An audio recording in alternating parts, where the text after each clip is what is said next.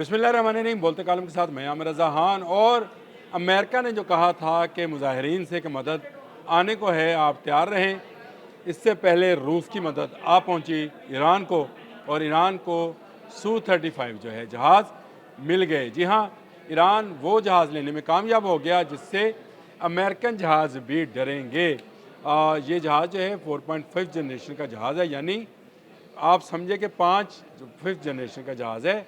और इसमें जो मिसाइल्स हैं वही मिसाइल्स हैं जो Su-57 में इंस्टॉल किए जाते हैं। ये कौन से मिसाइल्स हैं और ईरान के पास इस मल्टी रोल जहाज़ के आने के बाद सिचुएशन क्या है?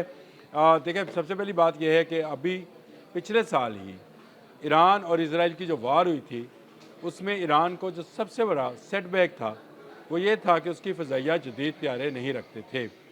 इस सूरत हाल में ईरान ने जब इस बात को भांप लिया कि आने वाली जंग फ़िज़ा में लड़ी जा सकती है, उसने रूस से कहा कि उसमें जितनी जल्दी हो सके जहाज़ों की एक बड़ी खेप जो है चाहिए, वो जहाज़ जो अमेरिकन F-35 और F-15 का मुकाबला कर सके। मिडल ईस्ट में F-15, F-16 और F-35 उसका जहाज़ जो है 5th जनरेशन वो मौजूद है। रशियन माहिरीन ने ऐसी सूरत हाल में Su-35 को एक मुतबादल जहाज़ के तौर पर देने का कहा, और फौरी तौर पर एक मुआहिदा जो है ईरान और रूस के मबैन हो गया। स्ट्रेटजिकली इस मुआहिदे के तहत रूस ईरान को Su-35 जहाज़ देने जा रहा है, यानी दे दिया है। 16 जहाज़ की पहली टुकड़ी हमारी इतलात के मुताबिक ईरान वसूल कर चुका है। 4.5 जनरेशन का ये जहाज़ किन खासियत का हामिल है? एक तो ये ताकतवर इंजन AL-41FIS ये रशियन इंजन है, जो कि 5th जनरेशन के जहाज़ में भी इस्तेमाल होता है। इसको उन्होंने दिया है। रडार इसमें IRBS रडार्स हैं, और इसका 8000 किलोग्राम तक ये वॉर हेड ले जाने की सलाहियत रखता है। इसका अंदरून विजुअल रेंज यानी कम विजुअल रेंज जो 150 किलोमीटर तक है, उसके लिए अल्फ़ा 73 मिसाइल इसमें नस्ब है। फिर बियॉन्ड विजन रेंज यानी BVR मिसाइल जो है वो 77M है, और इसकी रेंज जो है 300 किलोमीटर तक है। और बहुत तवील रेंज जो कि 400-450 किलोमीटर तक है, उसके लिए R-37M मिसाइल जो है वो इसमें नस्ब किया जा सकता है, और ये बॉम्ब ले जाने की भी सलाहियत रखता है। मल्टी रोल होने की वजह से ये समंदर पर और ज़मीनी अहदाफ पर और फ़ज़ा में मुकम्मल अजारादारी का नाम है, यानी जो इसराइल या कतर की बेस से उड़ने वाले जहाज़ थे, उनको सिर्फ एक बात का गारंटी थी कि ईरान के पास इस उनकी नवीयत के जदीद जहाज़ मौजूद नहीं है। लेकिन अब ये बर्तरी जो है इस जहाज़ के आने के बाद ख़त्म हो गई, और ईरान का दिफा जो है पहले से ज़्यादा मजबूत हो गया है। Su-35 जदीद जहाज़ है। इससे पहले रूस ये नहीं दिया, किसी ने रूस ने नहीं दिया।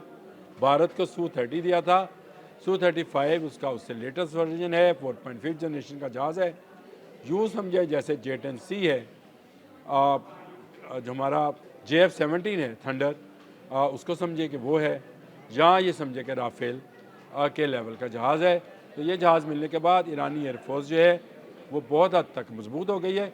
अभी 16 जहाज़ हैं, लेकिन रूस इस पर तेज़ी से काम कर रहा है। 2025 में होने वाले मुआहदे में शामिल था कि 2026 में ये जहाज़ मिलेंगे ईरान को, लेकिन क्योंकि ईरान को इस वक्त जंगी नवीयत जो है वो जंग का सामना है। अमेरिका धमकी दे रहा है, इसराइल धमकी दे रहा है, यूरोपियन ममालिक उसके ख़िलाफ़ हैं, उसके अपने अंदर के लोग जो हैं मुजाहरे कर रहे हैं। तो ईरान को फ़ौरी तौर पर 16 जहाज़ जो हैं वो मिल रहे हैं, और इसके बाद मज़ीद जहाज़ भी ईरान को मिलेंगे। और रूस के वज़ारत ख़ारजा जो है उसकी तर्जमान का बयान मैंने इससे पहले एक वीलॉग में बताया भी है कि उन्होंने ये कहा कि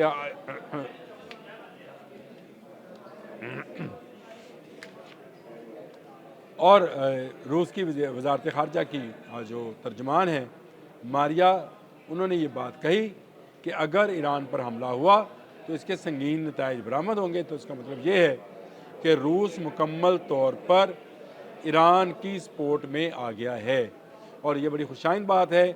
इससे जंग से बचा जा सकता है। इसको यूँ ना समझें कि रशिया और अमेरिका की आपस में जंग होगी। जब एक सुपर पावर सामने आ खड़ी होती है तो दूसरी सुपर पावर फिर जंग से कतराती है। यहाँ तो चीन भी आ गया, क्योंकि चीन के वज़ीर ख़ारजा वांग यी जो हैं उन्होंने भी ये बात कही है कि ईरान के ऊपर हमला संगीन नताइज का हामिल हो सकता है और मिडल ईस्ट में आलमी जंग लग सकती है। और ये मामला आहिस्ता आहिस्ता अमेरिका के हाथ से निकलता नज़र आता है।